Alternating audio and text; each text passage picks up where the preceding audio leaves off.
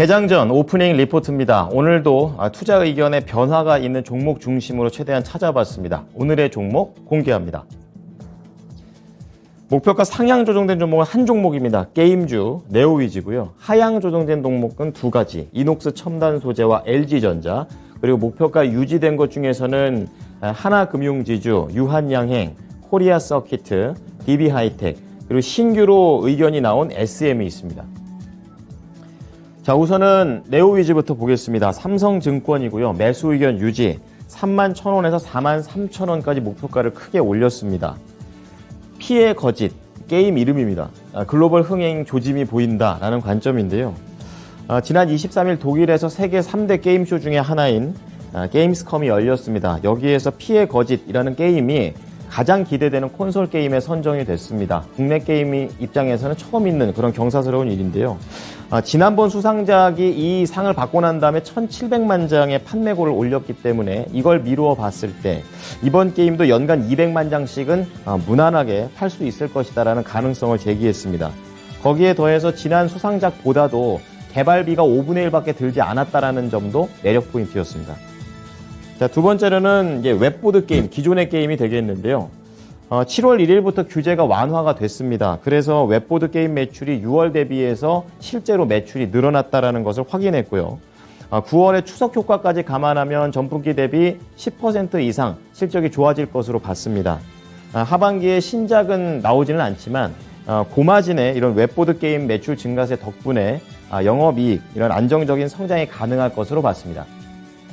예, 다음은 DB하이텍 체크해 보겠습니다. 목표 주가 유지된 종목인데요. 신한금융투자 매수 의견 유지 74,000원의 목표가입니다. 저평가 구간이라는 제목입니다. 우선은 3분기에도 실적은 좋게 봤는데요. 영업이익이 전년 대비 6.4%, 매출 6.6% 늘어납니다. 비용 증가가 부담이기는 하지만 공장 가동률이 100%로 계속 풀로 유지되고 있다는 점을 좋게 봤고요. 환율에 대한 수혜를 얘기를 했습니다. 그리고 반도체 수요 부진을 감안해도 DB하이텍은 저평가인데요.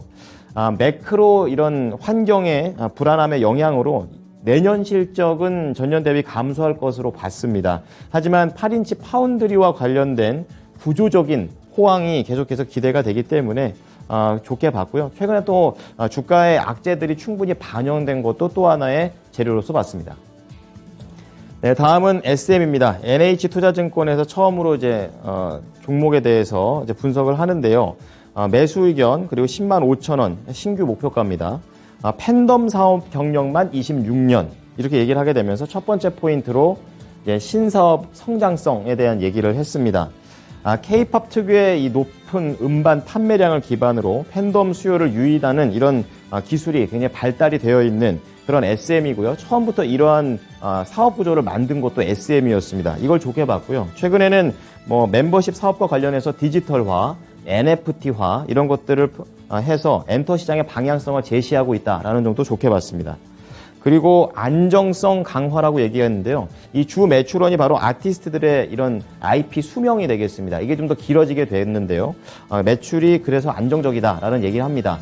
세부적으로 어떤 노력을 기울였냐면 아이돌 중에서 NCT 같은 경우에는 완전체로도 앨범을 내고 유닛으로 쪼개서도 앨범을 냅니다. 이런 체계를 만들었고요. 그리고 에스파 같은 경우에는 확고한 세계관이 또 하나의 매력 포인트다라고 얘기를 했습니다. 그래서 기존의 팬덤 활동은 물론이고 신인들한테도 긍정적일 것이라고 얘기했습니다. 자, 지금부터는 목표가 하향 조정입니다. 이녹스 첨단 소재고요. NH투자증권 매수 의견 유지 78,000원에서 55,000원까지 크게 내렸습니다. 3분기 역대 최대 실적, 하지만 그리고 미래는 OLED 온 실리콘이 되겠습니다.